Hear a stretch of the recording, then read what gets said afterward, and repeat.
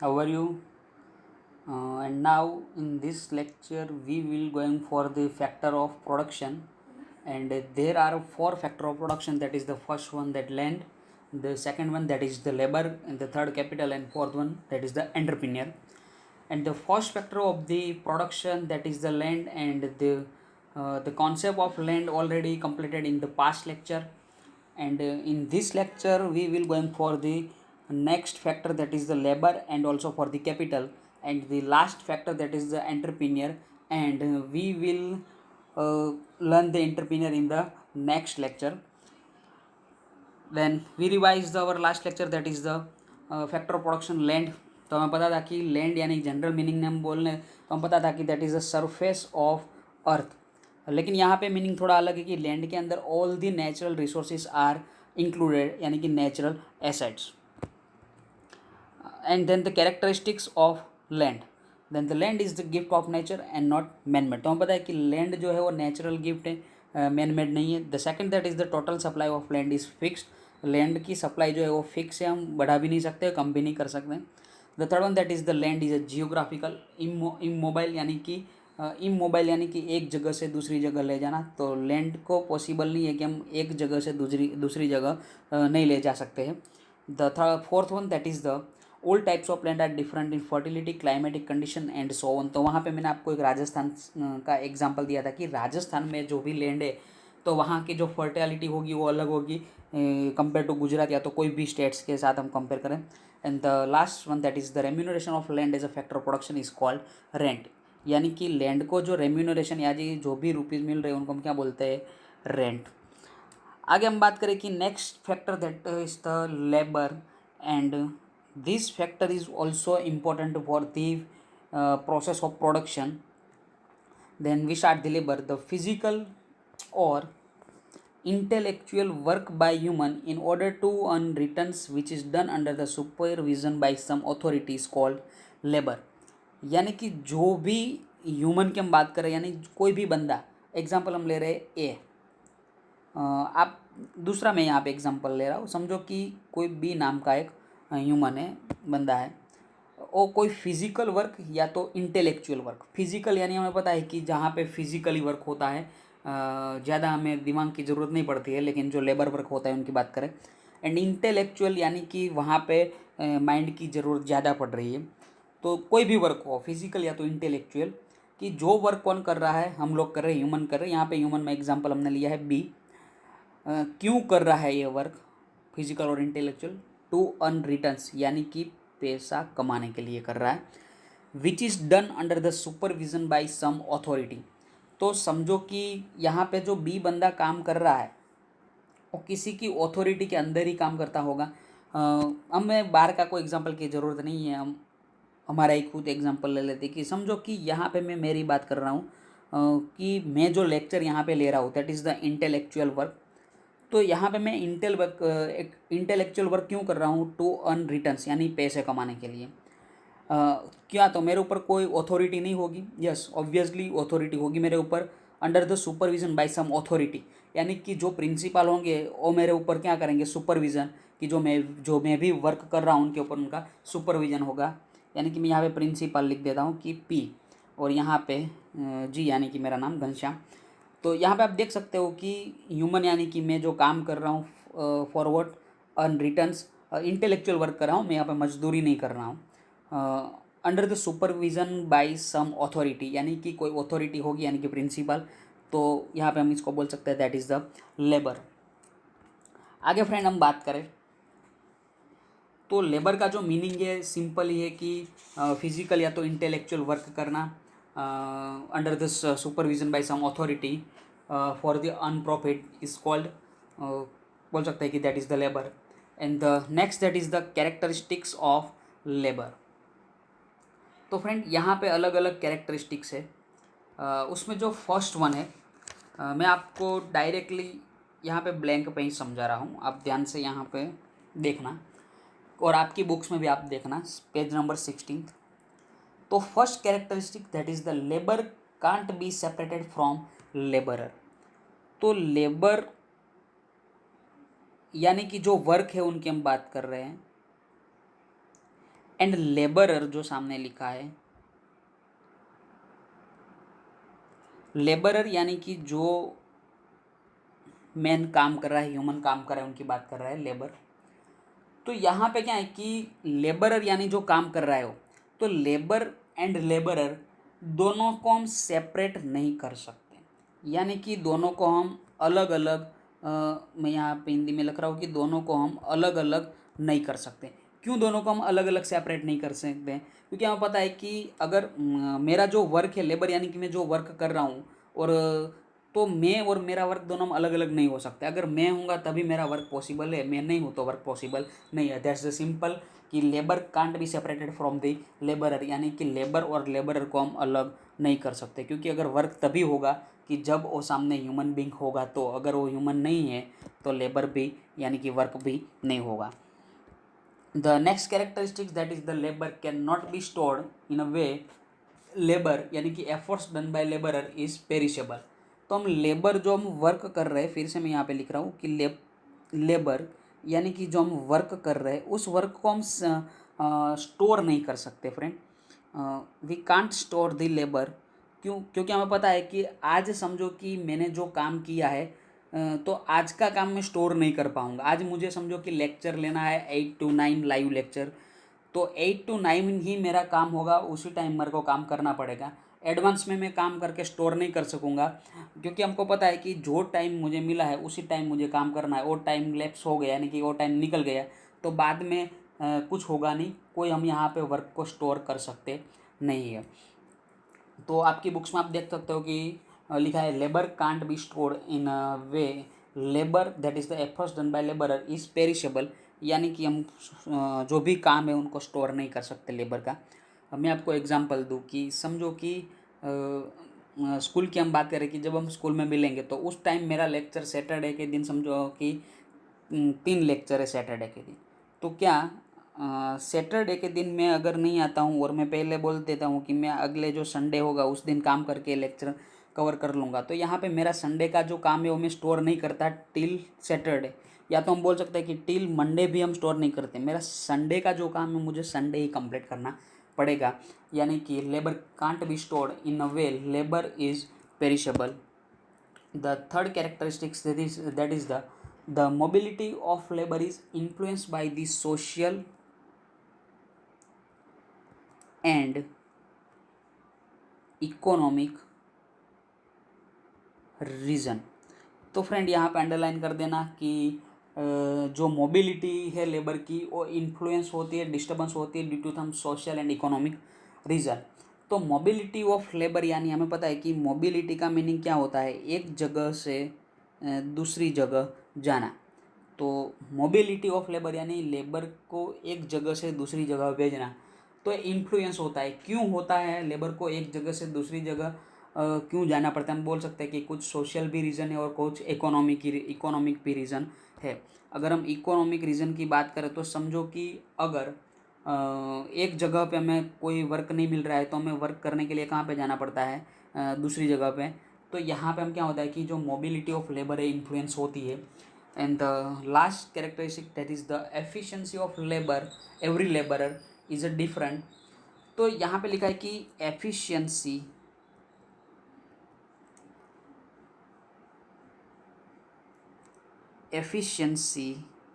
Of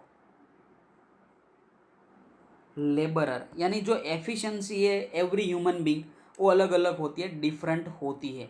क्यों अलग अलग होती है? तो हम पता है कि जो बंदा समझो कि अगर हम यहाँ पे आप एग्जांपल ले सकते हो कि आपका है कि कोई स्टूडेंट ऐसे होते हैं कि उनको पूरी बुक्स रीडिंग करने दे दो पूरा चैप्टर, तो उनकी एफिशिएंसी अगर अच्छी होगी तो क्या कर देगा? रीडिंग कंप्लीट करेगा। लेकिन जो बंदा समझो कि एफिशिएंसी नहीं होगी और उनको रीडिंग करने देंगे तो रीडिंग कर पाएगा नहीं। तो यहाँ पे अलग अलग, जैसे स्टूडेंट में ऐसा होता है कि अलग अलग एफिशिएंसी होती है, उसी तरह लेबरर के अंदर भी अलग अलग एफिशिएंसी होती है। समझो कि ए नाम का जो बंदा है उसमें जो लेबर वर्क करने की एफिशिएंसी होती है उतनी एफिशिएंसी बी के पास नहीं होती है। And the last characteristic, sorry last two second, the supply of labour depends upon population. तो यहाँ पे फ्रेंड्स हम बात करें सप्लाई ऑफ लेबर। तो supply of labour depends on, मैं यहाँ पे लिख देता हूँ, पॉपुलेशन। तो सप्लाई ऑफ लेबर यानी कि लेबर का सप्लाई किसके ऊपर डिपेंड है? पॉपुलेशन के ऊपर। अगर समझो कि पॉपुलेशन ज़्यादा है तो हम बोल सकते हैं कि लेबर का सप्लाई भी क्या होगा?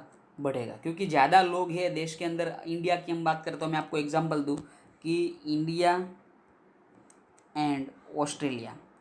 तो फ्रेंड यहाँ पे इंडिया के अंदर टोटल जो हमारी पॉपुलेशन एज पर the census report 2011, the total population is 121 crores. और आज हम एस्टिमेटेड लगा सकते हैं कि 131 करोड़ समथिंग हो सकती है। और ऑस्ट्रेलिया में जो पॉपुलेशन है ओनली 3 करोड़। तो यहाँ पे इंडिया के अंदर पॉपुलेशन ज़्यादा है तो लेबर का सप्लाई ज़्यादा कहाँ पे मिलेगा? इंडिया में, क्योंकि 130 करोड़ पॉपुलेशन ज़्यादा है तो वहाँ पे ज़्यादा लेबरर हो गए, यानी काम करने वाले। और ऑस्ट्रेलिया के अंदर 3 करोड़ ही पॉपुलेशन है तो वहाँ पे जो लेबर के नंबरिंग हो गया तो जो लेबरर हो गए उनकी संख्या क्या होगी? कम होगी। तो यहाँ पे हम बोल सकते हैं कि इंडिया के अंदर ज़्यादा पॉपुलेशन तो ज़्यादा लेबर होंगे, ऑस्ट्रेलिया के अंदर कम तो कम। तो आप बुक्स में देख सकते हो कि जो सप्लाई ऑफ लेबर, कहाँ पे ज़्यादा लेबर का सप्लाई होगा? इंडिया में। क्यों? क्योंकि डिपेंड्स अपॉन दी पॉपुलेशन जहाँ पे ज़्यादा वहाँ पे सप्लाई ऑफ लेबर ज़्यादा होंगे। And the last that is the remuneration for labour is called wages. तो जो रेम्यूनरेशन लेबर को मिल रहे हैं उनको हम क्या बोलते हैं? वेजेस। आपको अलग अलग रेम्यूनरेशन चारों फैक्टर के फ्रेंड्स याद रखना है। चारों में जो कैरेक्टर्स है उसमें लास्ट कैरेक्टरिस्टिक्स हैं। The first factor that is the land. तो लैंड को जो रेम्यूनरेशन मिल रहा है that is the rent. Second that is the labour. Labour को जो रेम्यूनरेशन मिल रहा है wages. The third that is the capital. And capital को जो रेम्यूनरेशन मिल रहा है वो है इंटरेस्ट।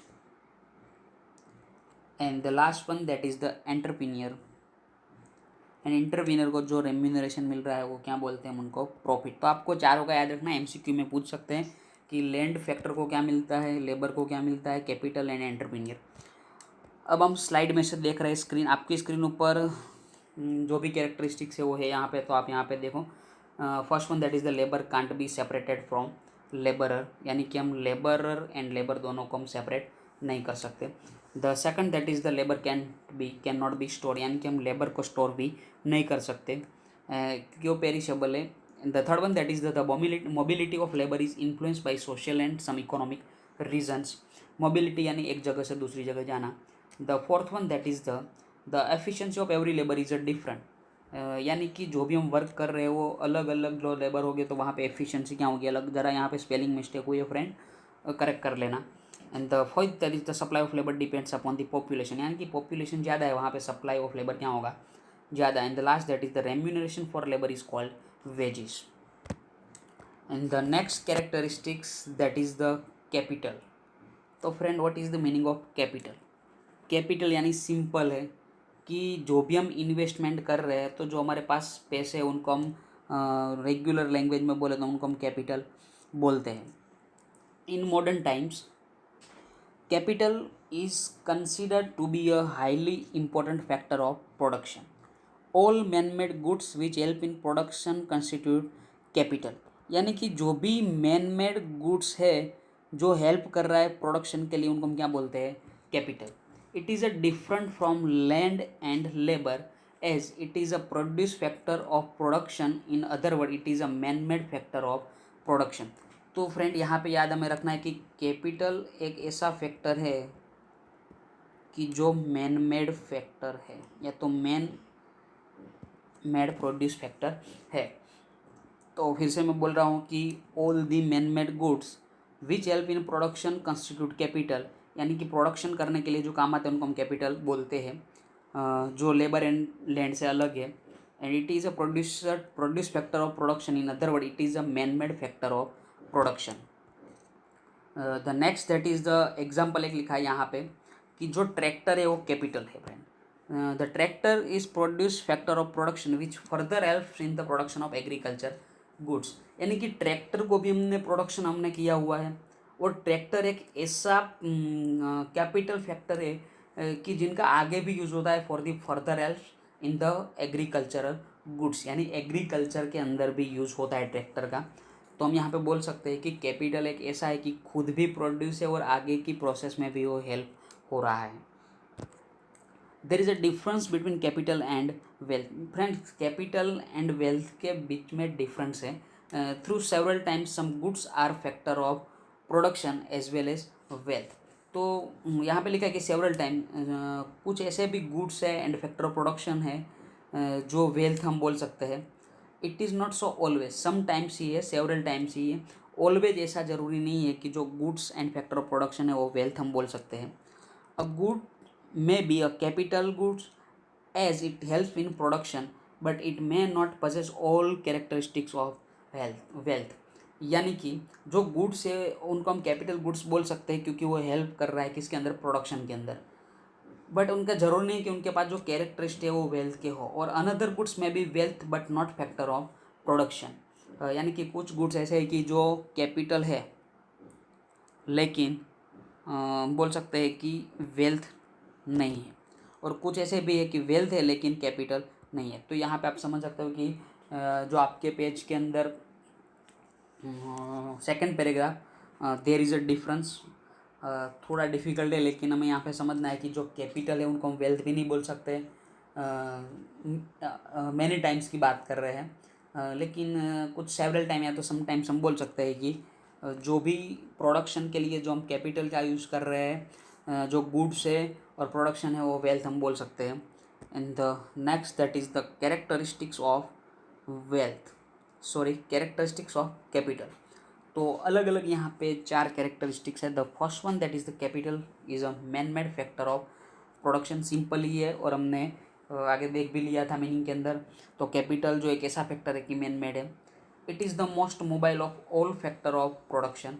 तो सबसे ज़्यादा मोबाइल फैक्टर है। मोबाइल यानी कि एक जगह से दूसरी जगह ले जाना, कि हम इजीली एक जगह से दूसरी जगह जिस फैक्टर को ले जा सकते हैं वो कौन सा फैक्टर है, और एक कैपिटल। कैपिटल को हम इजीली एक जगह से दूसरी, यानी कि मोस्ट मोबाइल यानी कि सबसे ज़्यादा मोबाइल, सबसे इजीली हम एक जगह से दूसरी जगह ले जा सकते हैं। फ्रेंड, यहाँ पे मोबाइल लिखा है तो आप ऐसा मत समझ लेना कि यहाँ पे हम MI या तो सैमसंग या तो वो मोबाइल की बात कर रहे हैं। That's wrong. यहाँ पे जो मोबाइल है उनका मीनिंग क्या हो रहा है, एक जगह से दूसरी जगह ले जाना।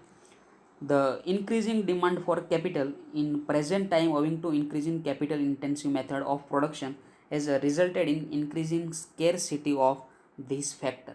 यानी कि समझो कि अगर जो डिमांड है कैपिटल की वो क्या हो रही है प्रेजेंट टाइम में, इंक्रीज, तो उससे क्या होगा कि जो capital intensive method of production है उनका रिजल्ट क्या आएगा कि स्केरसिटी होंगी इस फैक्टर की। अगर डिमांड इंक्रीज हो रही है, हमें पता है कि डिमांड अगर फैक्टर की कोई भी प्रोडक्ट की बढ़ती है तो उससे उस प्रोडक्ट की जो स्केरसिटी अराइज होती है, स्केरसिटी यानी कि शॉर्टेज। तो फ्रेंड यहाँ पे हम ध्यान रखेंगे कि अगर डिमांड इंक्रीज हो रही है तो उससे क्या होगा कि जो स्केरसिटी होगी यानी कि शॉर्टेज क्रिएट होगी। फिर से रीडिंग हम कर रहे हैं third point. The increasing demand for capital in present times owing to increasing capital intensive methods of production has resulted in increasing scarcity of this factor। यानी ये this factor यानी कि कैपिटल का यहाँ पे क्या हो रहा है, scarcity हो रही है। The next and the last characteristics of capital that is the remuneration of capital is called interest। तो हमने आगे चारों की अलग अलग रेम्यूनरेशन देख ली थी। फिर से फ्रेंड मैं यहाँ पे चारों की अलग अलग जो रेम्यूनरेशन है वो लिख रहा हूँ कि first one that is the land को जो रेम्यूनरेशन मिल रही है उनको हम बोल सकते हैं rent. The second that is the labour.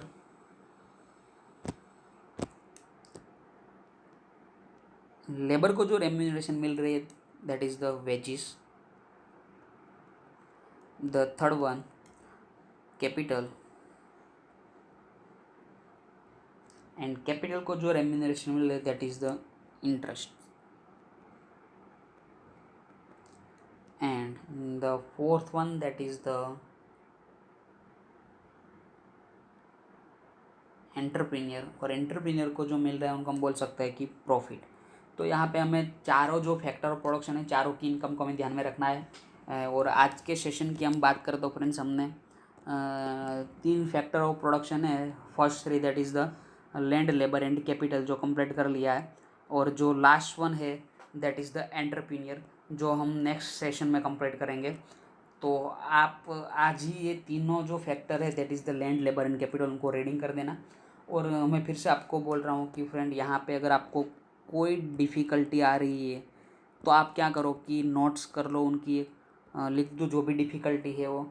और हम जब भी फिज़िकली लेक्चर में स्कूल में मिलेंगे, या तो जो क्लासेस वाले देख रहे कि क्लासेस में हम मिलेंगे, तो उस टाइम हम इस डिफ़िकल्टी को क्या करेंगे, सॉल्व कर लेंगे।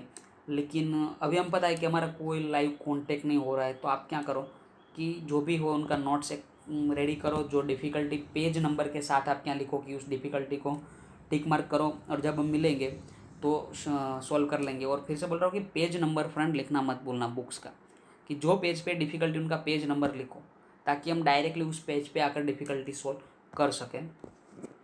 तो आज के लिए इतना रखते हैं हम।